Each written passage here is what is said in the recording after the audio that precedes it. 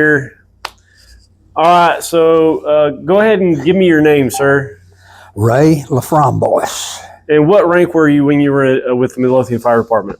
Chief, part of the time. Okay, part of the time. Yeah, well, see, volunteer department, you had a new chief every year. Sometimes. Okay. I got you.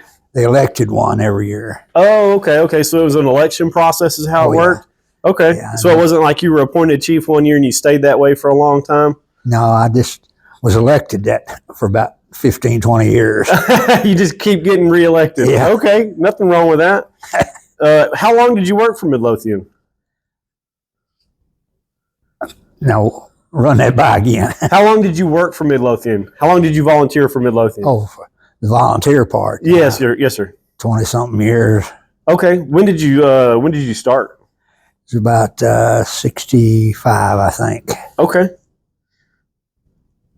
And when you started with the department, was there like a hiring process? No, it's all volunteers. So if you wanted to volunteer, you just came to the fire station and you were like, hey, I want to be a fireman, and they kind of set you up from there? Well, we voted on them. Oh, okay. Was there like an interview process or anything? Something like that. Okay. Can you elaborate on that, like how it all worked? Well, like you say, you come to the department and say, I want to be a volunteer fireman. Yes, sir. And of course, the members, they all interviewed them, right. Said, why do you want to be, and all this kind of stuff, you know. And, wasn't just for the glory, Right, yeah. Make sure they weren't a T-shirt chaser. That's right. What we call them now. Well, we had one that he was an old-timer. Mm-hmm. That he was a radio nut. Oh, okay. Whenever we'd go out on a call, he made sure he got in the middle seat on that fire truck, so he could talk on the radio. Okay. He wound up being a dispatcher over to Ennis. Oh, really? Okay. Yeah. So he found his favorite radio, I guess, gig. Yeah. Something like that. That's funny. He worked over at Ennis. And, yeah.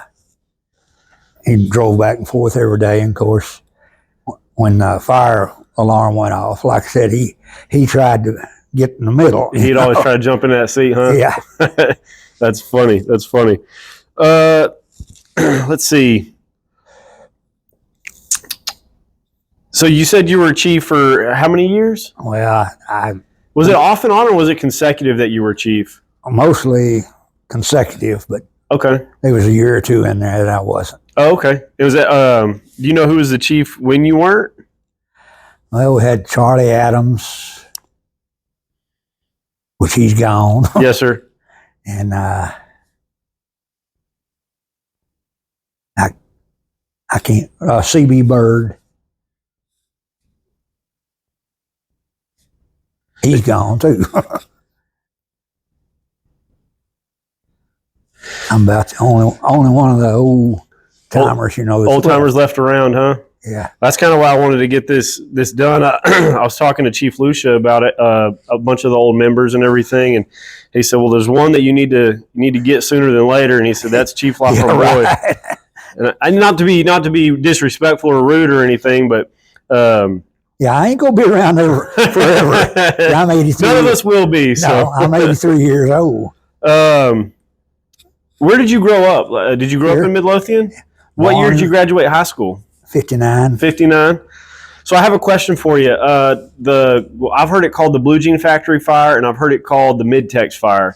What did you know it as? Well, it was a Blue Jean Factory. Blue Jean Factory Fire?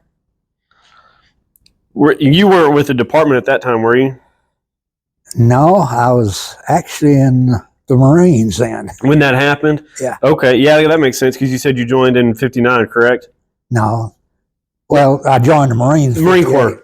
58? Okay, so you were 17?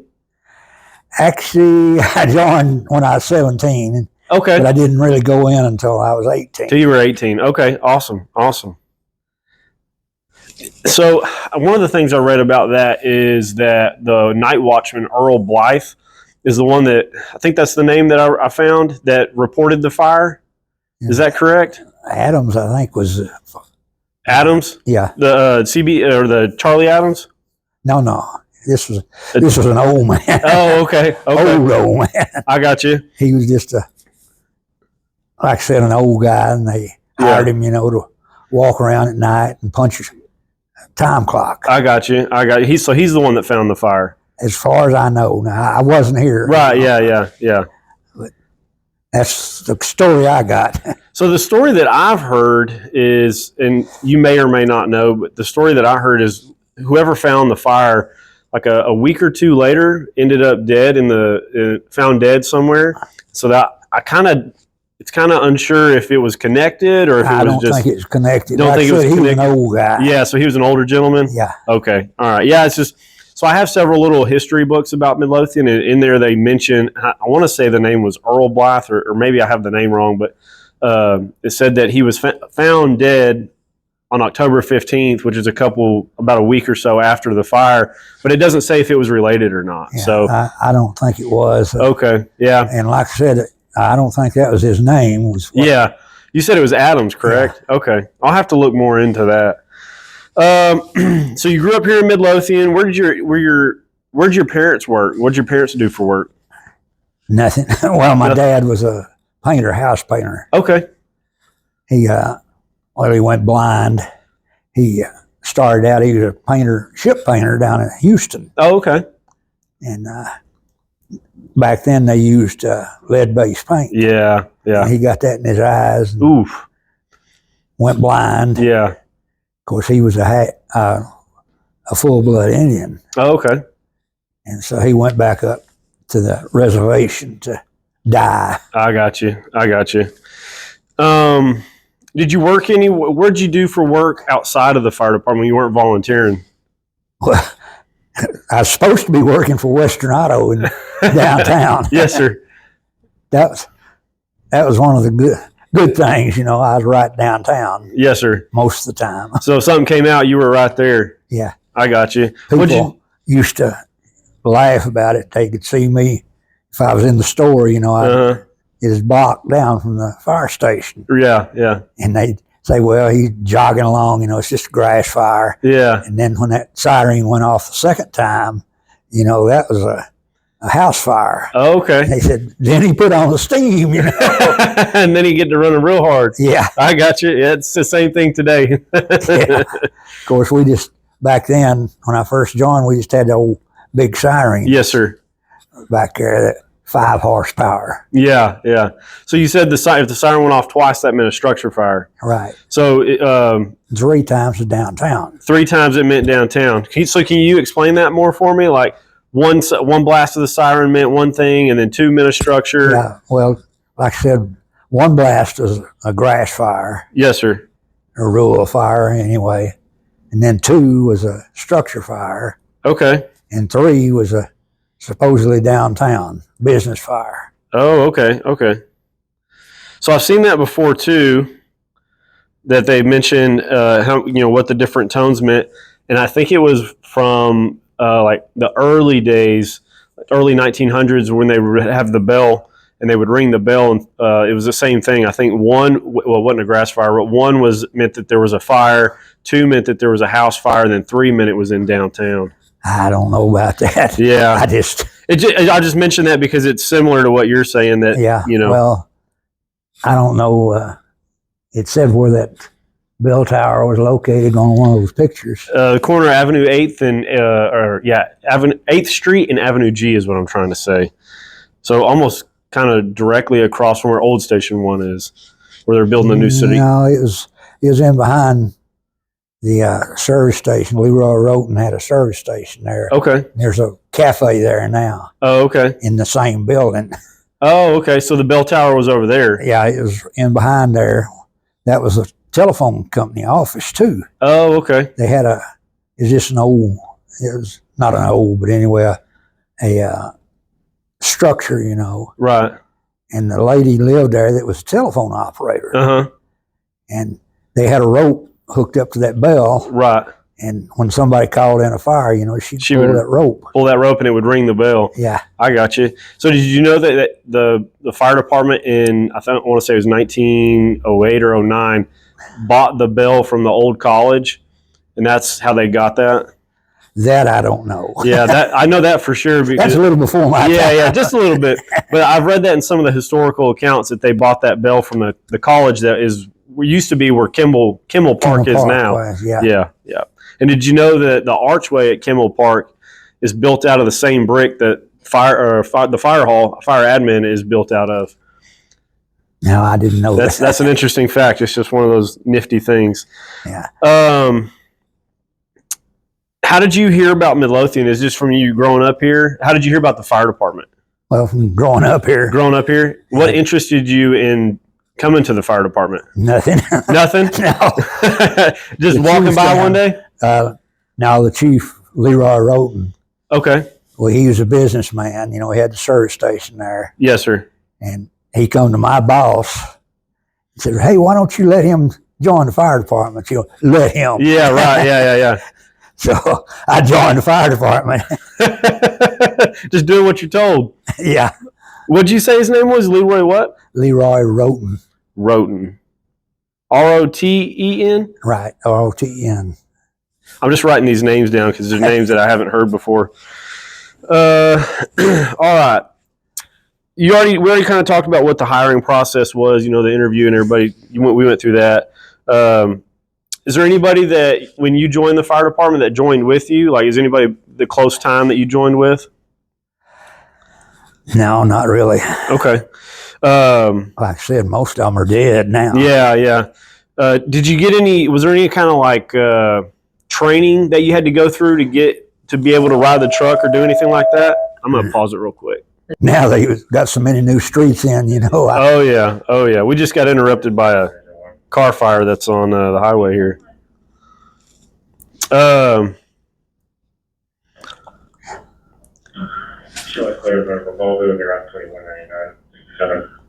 Okay. Engine one clear, en route to the fire at 13 units. So we were talking about, did you get any training when you got on with the fire department? Did they have to train you up to be able to ride the engine or run calls? No, there was no training. No. Formal, yeah. When I first joined. Right. Of course, later on, you had A&M school to go to. Yes, sir. I didn't go. So, if there, since you didn't get trained, was there anybody that like kind of took you under their wing and kind of showed you how to do things? You jump on the truck and figure it out. Yeah, point the water at the fire. There you go. All right. I went out one time by myself on the old rural fire truck. Oh, okay. Way the heck out past Mountain Peak. Oh, really? Had a grass fire out there, and I'd done it before. Rode the truck and squirted the water with one hand. Yes, sir. And drove with the other. Yeah. Anyway, I got out there, and the old boys owned the land. Said, it's right out there, I said, well, get on the front of that truck. Let's go. So you recruited somebody pretty quick. Yeah, I trained him, Yeah. He said, well, I do. I said, pull that fanel on that nozzle. Point it to the fire. That's funny. And then after that, you brought him back to the station, gave him some gear, and was like, you're a fireman now. He didn't want to be. Yeah, after that. Yeah, I bet not. That's funny. So did y'all work shifts, or how did it work?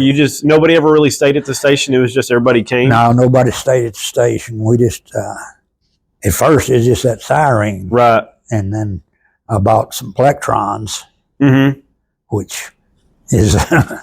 yeah, pretty much that. Yeah, we just had we had 12 fire phones. That when you called in a fire, it rang 13 different places. Oh, okay. And one of them was the city hall. And they'd hit the siren, during the day. At night, whoever got up there first hit the siren then. Oh, okay. So during the day, City Hall would kind of monitor the siren, and at night, it was whoever made it to the station first. Yeah, the city hall had the radio, the satellite radio, and then the phone. I got you. And then they'd set the siren off during the day. Oh, okay. But like I said, at night, whoever got up there first set it off. Yeah. That's interesting. That's a different way of getting it done. Oh yeah. Who was your? Do you remember who was on your crew or who was with the department at that time? Did you have like set crews? Like some guys got on the engine, some guys got on the. Like I said, whoever got there was the ones that went out. I got you. Did you have any best friends in the fire department? Guys that you were like hung out with outside of?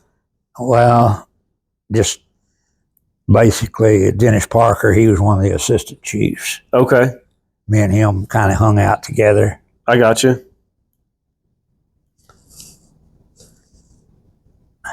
Give me 1 second. I've heard Dennis Parker's name before. Good or bad? I can't say either way. I just I recognize the name. Yeah. Do you have any good or bad stories? Oh, you don't want to hear those. We had a party out there one night. Yeah. At that time it was a new fire hall. Yeah. And the meeting room in the back. Right. About this size, you know. Yes, sir. They didn't have Coors beer in this area. Oh, really? And a couple of locals were hired to drink beer. Oh, really? As long as it was Coors beer. Oh, okay.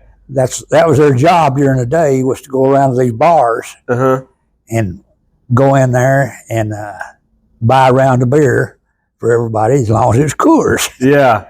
You know, so anyway, they came to me one day and said that they'd like to introduce Coors, you know, to the members. Yeah. And so we invited the city council, the mayor, and all that good stuff, you know, and all the fire department. And they brought a keg and a half. And before it was over, both of those was floating. So they didn't bring enough beer then. Not quite. One of the members disappeared for 2 days. Oh, wow. That's funny. His wife was the assistant, not city manager, city secretary. Right. She kept jumping on me. Where's he at? You know, I don't know. He didn't live 2 blocks from the fire hall. Oh, yeah. And anyway, he'd gotten drunk. I don't know where the heck he was. That's funny. That's funny. Let's see. Do you remember your first fire that you went to? Whether it was a grass fire or a house fire? It was a grass fire. What do you remember about it? Nothing. Nothing? Nah, like I said, they were dime a dozen. Yeah, they came all the time? Yeah. Do you remember your first house fire? No. Don't believe I do. But no, I wouldn't remember. Not a problem. So when you came to the fire department, I know they had like a chief and assistant chief like you spoke about, but did they have like a driver? Like was somebody dedicated to driving the fire truck or anything like that? Was there any kind of rank structure other than the chiefs? No, just the chiefs. Just the chiefs? Assistant chief, and then we had a secretary treasurer. Okay. Because back then we didn't have a budget. Right, yeah. No, I the city didn't give us any money. When I first became chief, our budget was $1,000 a year. Oh, really? Wow. That's not much. No, not much at all. Yeah. But like I said, most of our fires are grass fires. Right.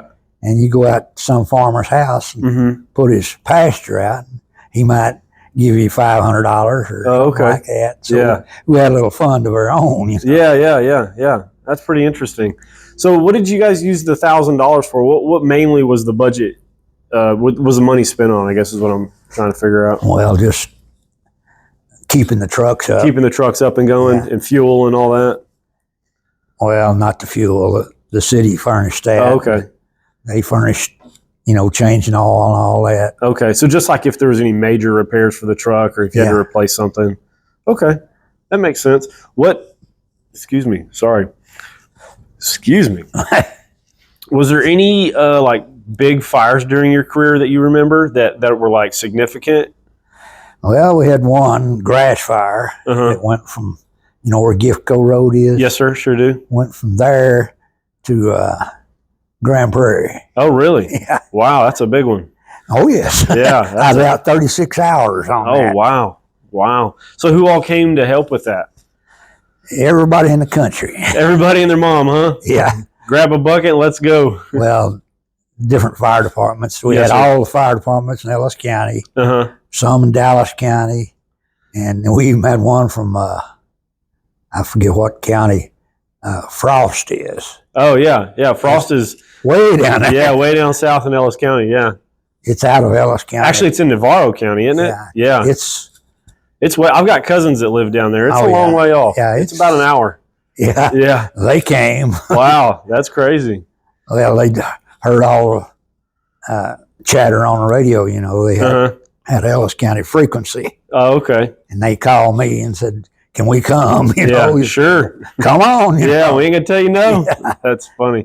So, did y'all have an alarm system where y'all got dispatched and you needed more help? Did you just call dispatch and say, "Hey, get me more help"? Yeah, well, like on that one, when we went out on it, it was in the middle of July. Oh, wow. So it's hot.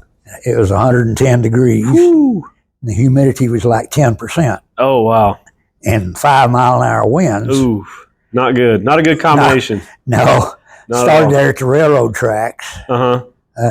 An engine had been out here at TXI Uh huh. all day, idling around, Yeah. you know, switching. And then he took off going to Dallas. Yes, sir. And when he hit the gas out there, sparks come out of the, And that's what started the fire, huh? yeah, it started right there. And I called a dispatch when I got out there and says, "Call Cedar Hill and tell them we need some help out here." Yeah.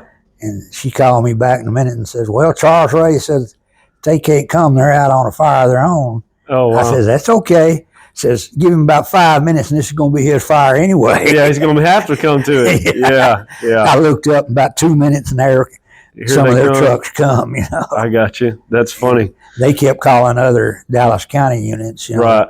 Duncanville, DeSoto, and Yeah, Lancaster and all them. yeah. I got you. And even back then, they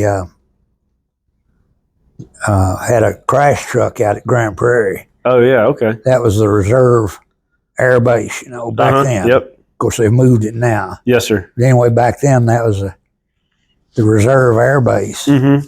Well, in fact, it was just a naval air station. And they had a crash truck they sent out there. Oh, wow. Really? Of course, he couldn't get out on those rural roads. Yeah, no, not at all. And all he done was filled our trucks up, you know. Yeah, yeah. But they came. Yeah, they were there. They were helping. That's Oh, good. yeah. What year was that? Do you remember? Gosh, no. Do you remember, like, roughly the time frame? No, I really don't. It's probably in the 70s, so.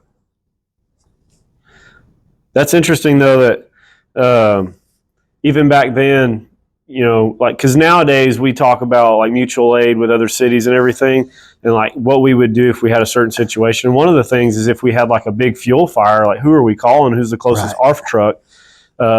You know, one of the things is Arlington has an ARF truck. Grand Prairie, I think, either has one or they're getting one. And then we've talked about getting a little ARF truck, nothing big like a, you know, big airport truck, but something small for Midway Airport. Right. But it's just interesting that even back then that, you know, you could call for resources that were way off in the distance and they would still come to you. So Oh, yes. Because they want you to come. yeah, if they call you, they want you to Right. come. That's for sure. That's for sure. Yeah, we carried a little foam on our trucks and the nozzle and everything. Uh-huh. We had one fire out, you know, where Perdera Lake is. Yes, sir, sure do. There was a gasoline tanker. It was just a small Okay. six-wheeler Oh, yeah. or a seven-wheeler or eight-wheeler, Yeah. whatever. But anyway, he carried gas out to these farmers, you know, Mm-hmm. filled their tanks up. But anyway, he had a leak in his pump, Oh, man. and it dripped on his exhaust system and caught on fire.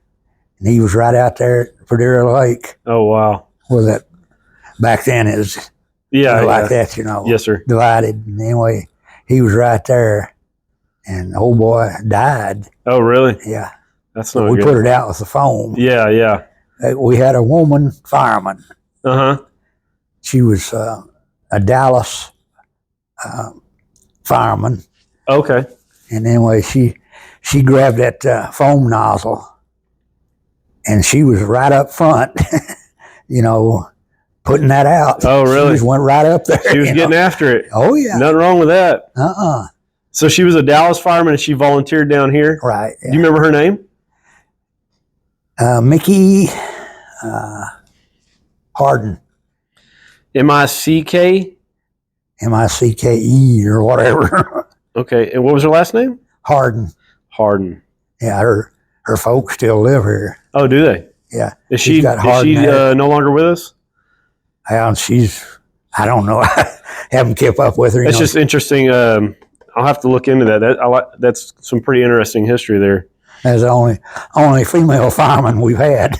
We hired 3 at one time. I can't remember the exact date that it happened, but it was right before I came on. I came on in 2018, so I've almost been here 5 years now. And then we had 3 female firemen. One of them had a kid, and then she didn't come back. And we still have 2 more. One of them's on shift tomorrow, and then the other one comes on shift. She's on C shift. So they made a big deal when they hired those 3 women that they were the first women in the Midlothian Fire Department. No. They were wrong. Yes, they were. That's interesting. We had Mickey Howard. Is it Howard or Harden? Harden. Harden. Okay. Yeah. I just want to make sure. There's Mickey Howard here. Yeah. In Midlothian, but I got you. That's Harden. Like I said, her dad he has Harden air conditioning. Oh, okay. Yeah, I've seen that around. Yeah. That makes sense. Do you remember, is there any calls specifically that you remember, like car wrecks, fires? Well, we had 2 bad wrecks right out here. Right out here in front on 287? Yeah, where the curve is, right where your station is. Yeah, because it used to curve and go through town, right?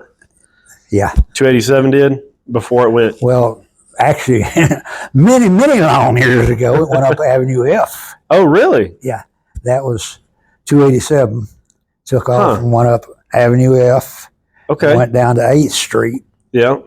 Made a right and went down to, it's 287, 67. Okay. And made a left there, crossed over the railroad tracks, and then took a right, went out to where the Methodist Church is. Okay. That's George Hopper Road. Yeah. And it went out there and come in about where Walgreens is. Well, no, before that, it went on straight on across and went down. They had a grade crossing on the railroad tracks before they built that overpass. Okay. But there was a grade crossing down there. And of course, they didn't like that. Yeah. I can imagine. When buses, Yeah, for sure. It probably made it pretty hard for them to get across. Yeah. Yeah. Well, they had to pull a hill up on the other side, too. Yeah. Get back. So it went down Avenue F to 8th Street, and then it went right. Yeah, through downtown. All the way down to the... just 1 block. Yeah. And then made a left. Made a left off 8th Street, sorry. Onto what street? Well, it was 67 then. Oh, that was 67 at that time. Yeah. Okay. Oh, so right here. Okay. Well, on up there. Yeah, on up a ways. Yes, sir. Yeah. Yes, sir. Okay.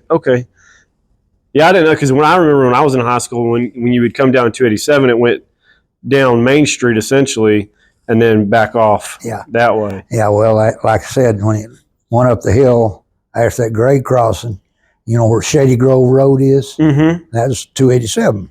Oh. See, it just went straight on across right there. Okay. That was 287 at one time. Yeah.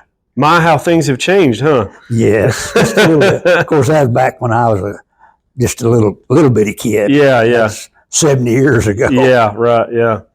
Speaking of changes in the city, do you remember any big changes that came to the city while you were with the department that kind of changed how Midlothian was? Like, whether it be big road changes, big businesses that came, anything like that? Well, nothing other than like the cement plants. Yeah. TXI was the first one. Okay. So TXI came, and then Chaparral Steel came around the 70s, didn't it? No, I think it was in the 80s. Oh, was it in the 80s? Okay. Because had TXI and then Gifford Hill. Yes, sir. Was the two big plants. Okay. And then Chaparral, which TXI owned that. Okay. TXI and some Canadian Coast Steel built it. Yes, sir. I do remember hearing about like a Canadian steel company or something. Yeah. Well, they're the ones that built it. And then Air Products went in out there. And they've all changed names now. Yeah, they're all different names now. Yeah. And then the third cement plant, that was Box Crow. Okay. Which Trammell Crow is a big developer up in Dallas. Yes, sir. Him and Box or whoever that was. But anyway, they started that cement plant. I got you. Of course, now it's a different name too. Yeah, for sure. Yeah, it all changes, and that's one of the things I've noticed going through the history. I was researching because the railroad is kind of what brought Midlothian to become a town. Yeah. And how many times the railroad changed its name or company name was ridiculous. I mean, I think it changed names like 5 or 6 times. Yeah.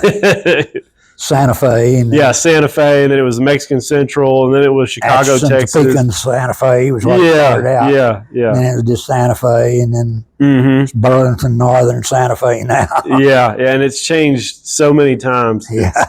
It's like, just keep the same name, guys. It's not that hard.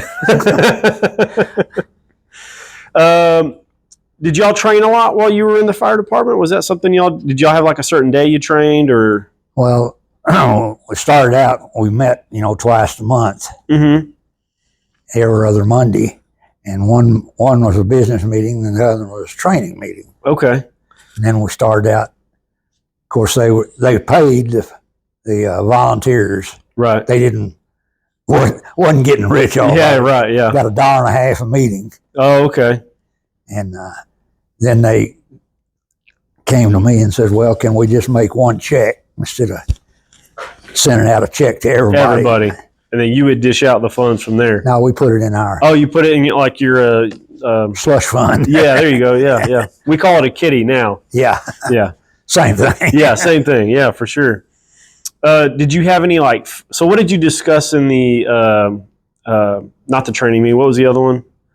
Business meeting. Business meeting. What did y'all discuss in the business meetings? Like, what were your big topics? How to play pool. Yeah, I like it. Well, really, that's about what it amounted to. We didn't have much business. Right, yeah. But we had 2 regulation professional pool tables that Mr. Schroet got rid of. Oh, yeah. When he took over as chief. Yes, sir. But we paid, they were up in that old fire hall upstairs. And they were 3 pieces of slate for one table. Okay. It was in 3 pieces. Yeah. Because it was so heavy. Yeah.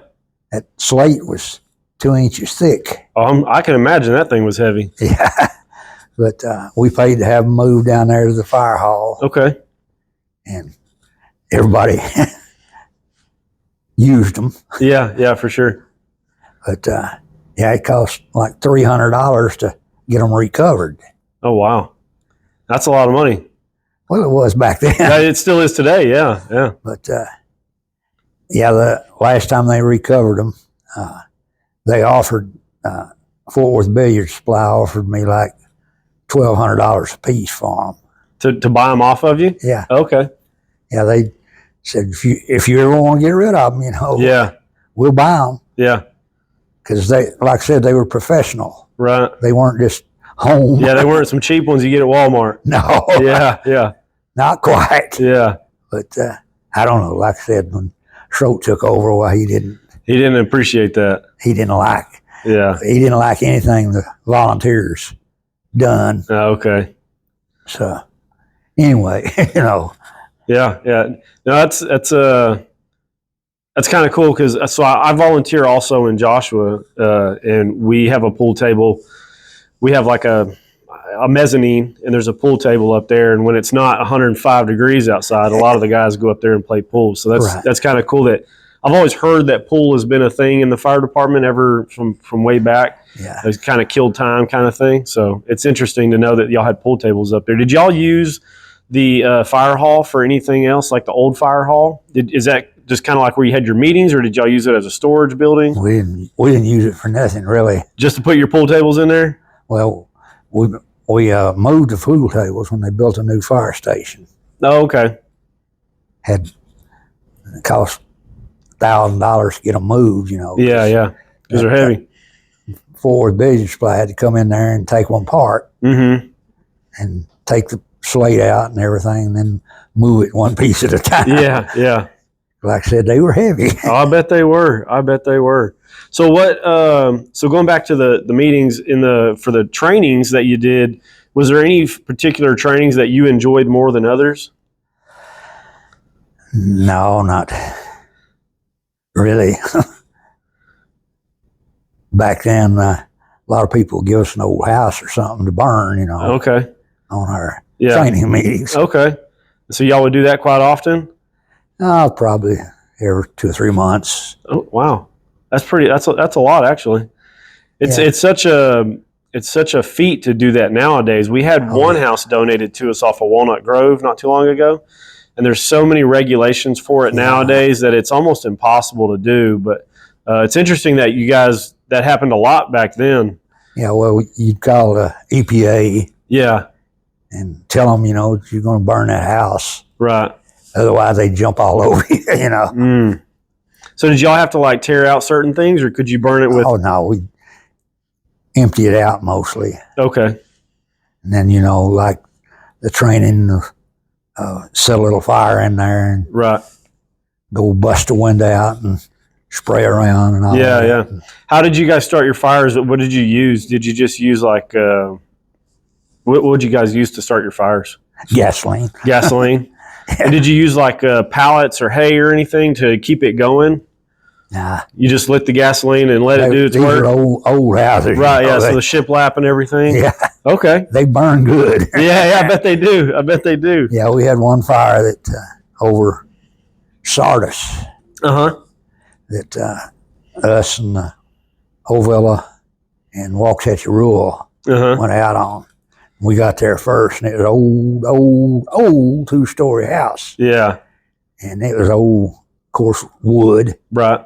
When we got there, you could see through it. Oh, wow. From the fire. It was just all one big ball of fire. Yeah. And it had a propane tank sitting out there about 30 or 40 feet.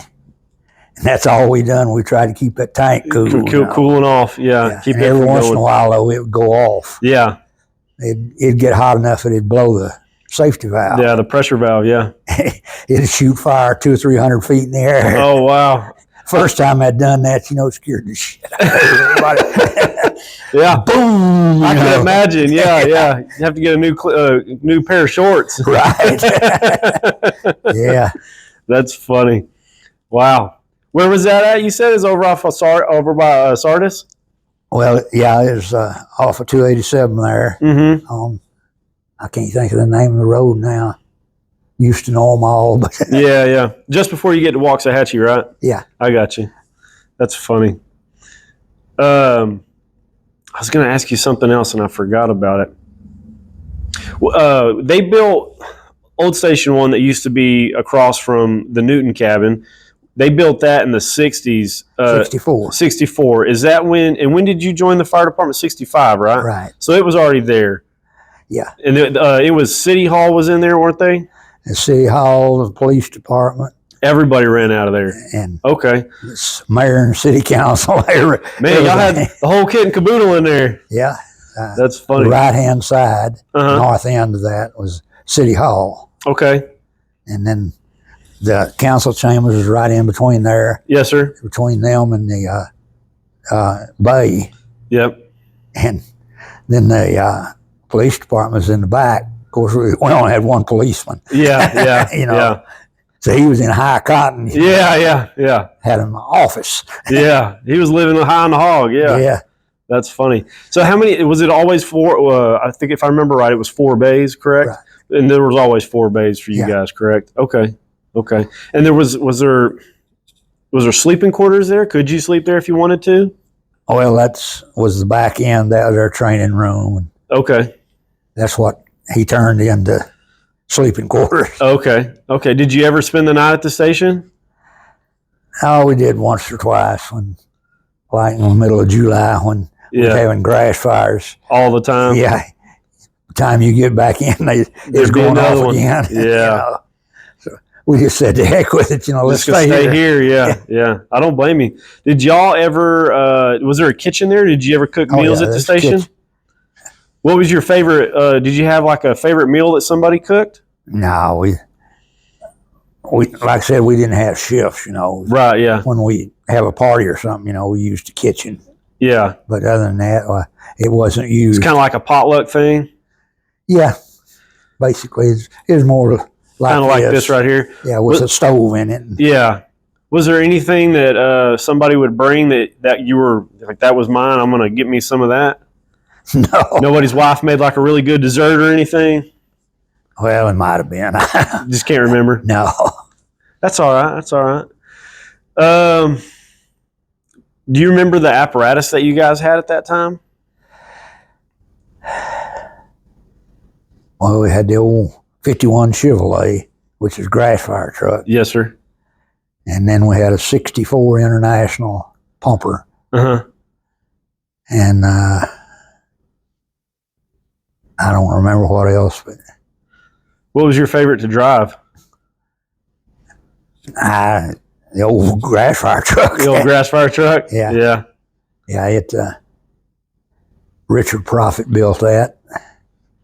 And way back in the 50s, they had a grass fire that started in Mountain Peak and came all the way to the railroad tracks. Oh, wow. Down here. So they decided they needed a grass truck at that point, yeah. Because all they had then was, we had an old 41 Ford pumper. Yes, sir. And you'd have to get out and put it on a grass fire, Yeah. Drive it away. Yeah. Then you'd have to run out of gas or out of water. Yeah. Because it don't have like a 200-gallon tank. Oh, so it ran pretty quick. Yeah. Yeah. So it didn't last long. So they decided they needed a grass fire truck. You've got pictures of it up there somewhere.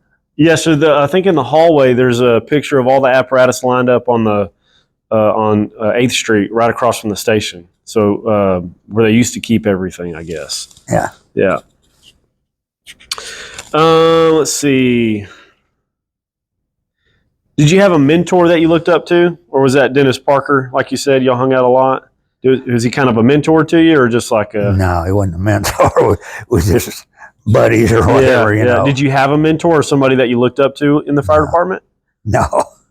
That's the reason I was chief. You were the mentor. Yeah. When you were chief and when you got to be more senior in the department, did you, when the younger generations were coming around, was there anything that you like to teach them or kind of give them advice at that time? Not me. We had several of our members that had been to A&M. We let them do the teaching. Okay. So was there anything that you learned from the younger generation, the guys that would come from A&M?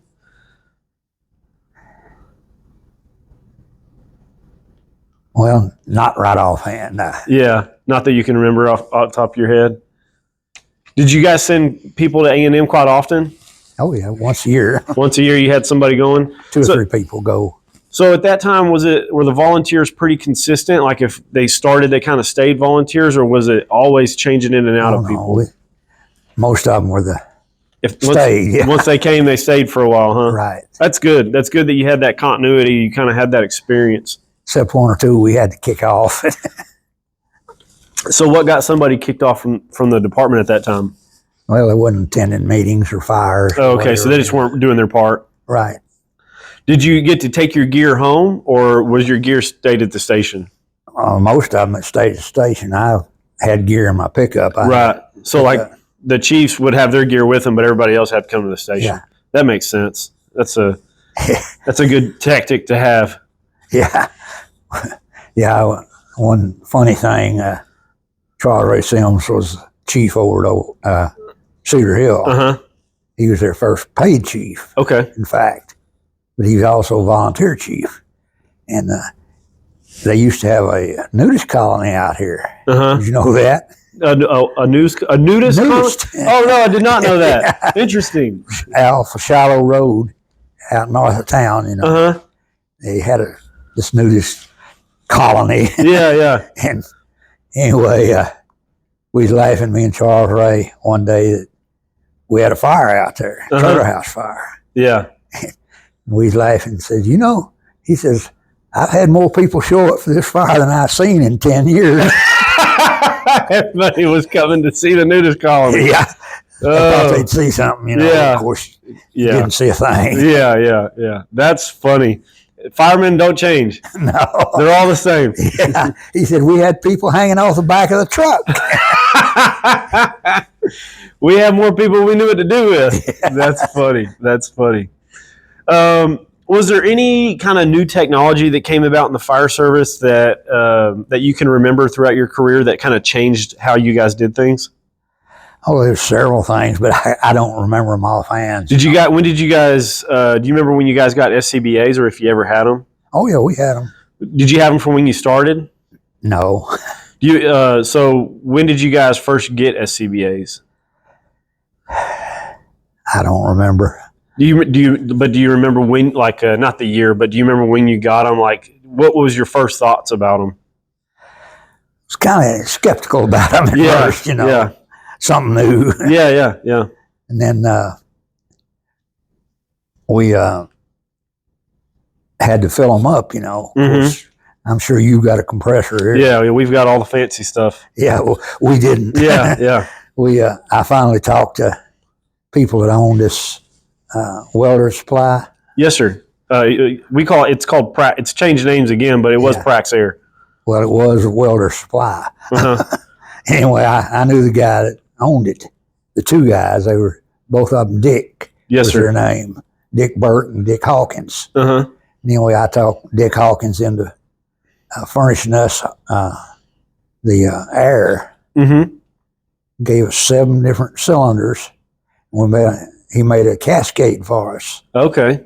And you go in there and start in with one and work your way up. Yeah, it's the same thing today, but it's all. You got a compressor. Yes, to sir. fill them up. Yeah, we do. Yeah. But anyway, back then we didn't have a compressor. I kept putting in for one to the city council. They just wouldn't give it to you. They wouldn't give it to us. Huh. Of course, they furnished that oxygen for nothing. Right. Yeah. Air, not oxygen. Right. Yeah.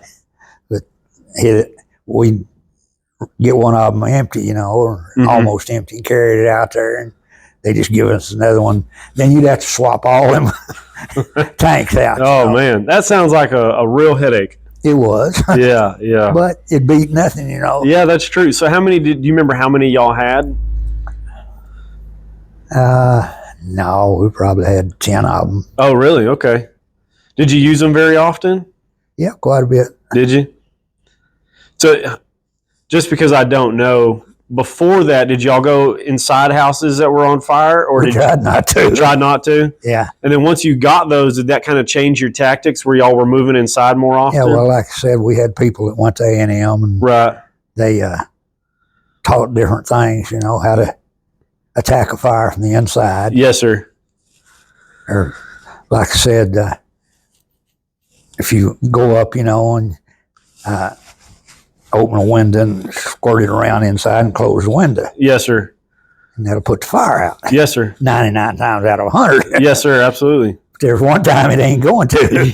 Yeah. That fire's just a little too hot. Yeah. But, there's different things like that. Okay.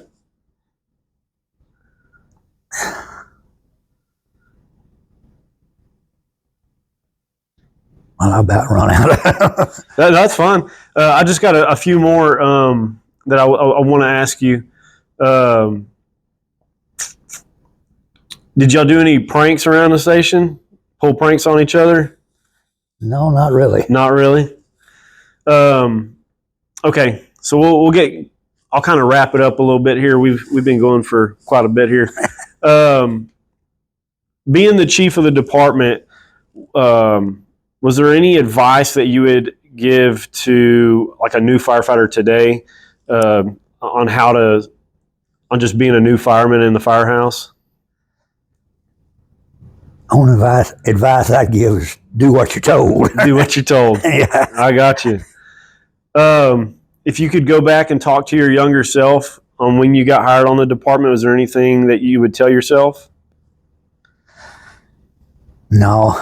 Nothing. All right. Is there anything else you want to share or talk about, Chief? Not really. Okay. Like I said, we use that siren all the time. Yes, sir. When I first joined, that was the only thing he had. Yeah. Before we bought Plectrons. Right. But anyway, when I first got married, my wife her folks lived out in the country, about 2 or 3 miles from Kirbyville. Okay. And that's all they used was a siren. Oh, really? And we were out there after we first got married and went to bed one night. And of course, they didn't have no air conditioning; had the windows open. Yes, sir. And their siren went off, and I got up and was getting dressed, fixing to leave. Like, where the hell are you going? I said, huh? You know where we're at? Yeah. You were just in the mode. Well, yeah, that was like you say, kind of second nature to you. Yeah, for sure. In fact, I still lay my clothes out. Yeah, at night when I go to bed. Yes, sir. I lay them out so that I could get in them real quick. Yeah, and get going. Yeah. Of course, I don't anymore. I don't move that fast. Yeah. I hear you. Yeah, that was one thing. Like I said, I'd set my boots and everything out there, just shoes, pants, and all that. Got it ready where I could jump in them and go. Yes, sir. Absolutely. But of course, that's like if you're sleeping here at the station, you do that. Yeah. We don't keep it in the station anymore. It stays out in the bay, but it's right there next to the truck, laid out and set up, ready to go. Yeah. Yep. Absolutely. I think I got 2 more questions for you. What do you miss most about being a fireman? Nothing. Nothing? No. What did you enjoy most about being a fireman?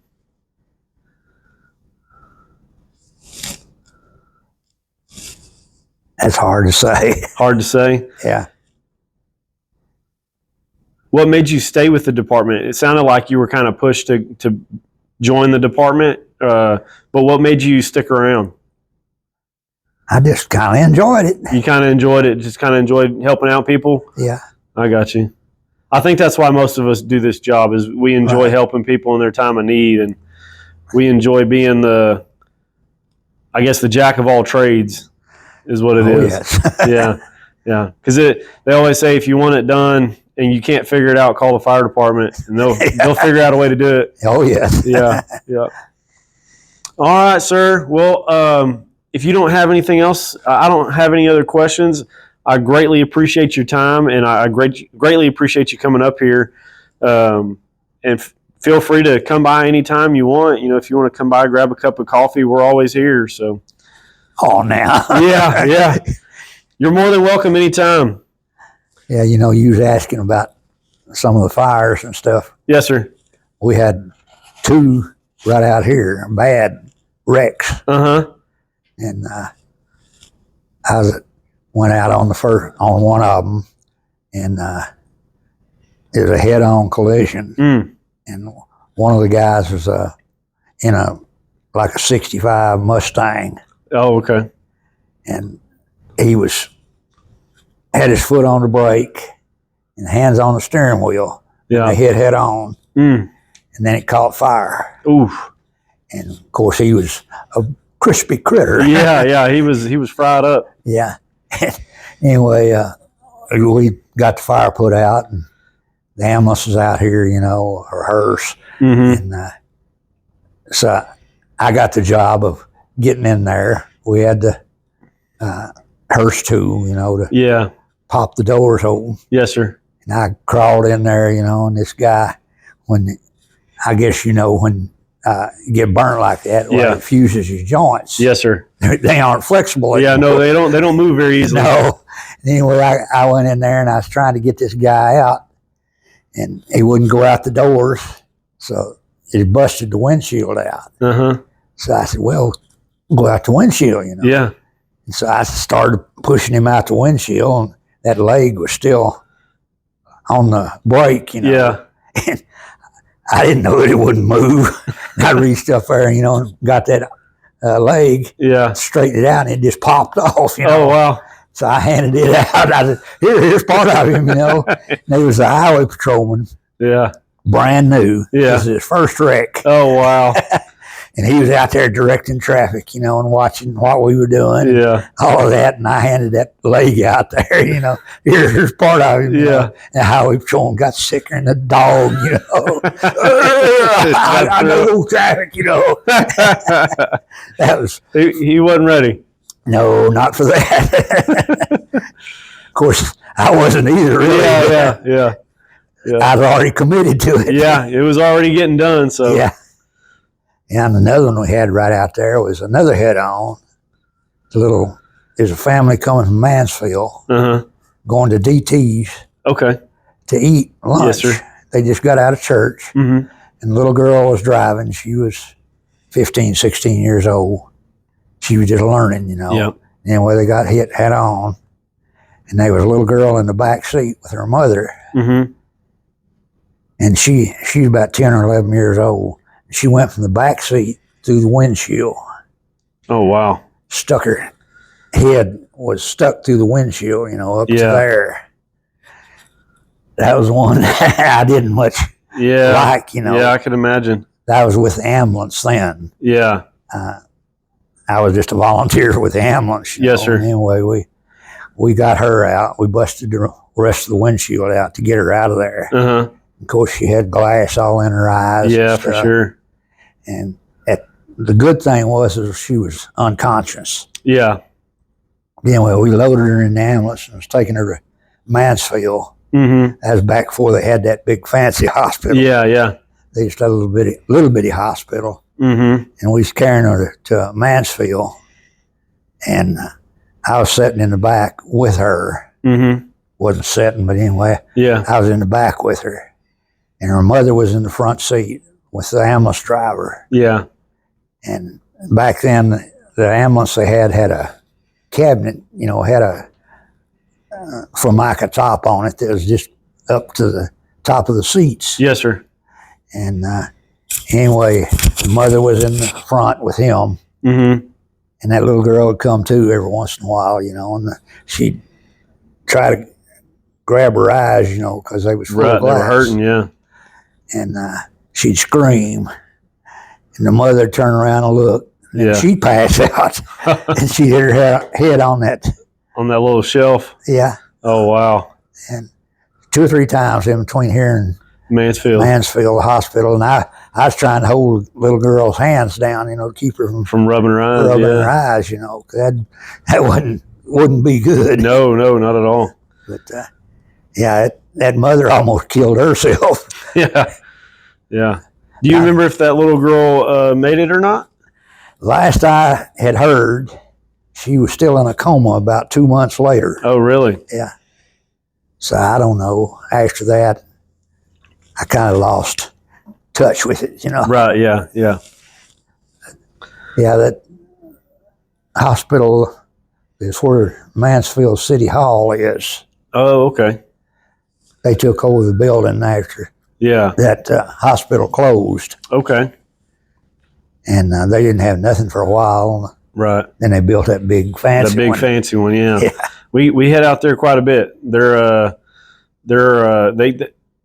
I guess you could say we transport there a lot now. Yeah. So and also to Midlothian, the new hospital here. So, but Yeah, I had to go to this one. yeah. Y'all carried me out there. Oh, and did we? They wouldn't take me. Oh, really? Yeah, Huh? I had Was that when they first opened? Huh? Oh, yeah. If you had a heart attack, yeah, I could understand that. I had a heart attack and COVID, Yeah. and pneumonia. Oh wow! All at the same time. Yeah.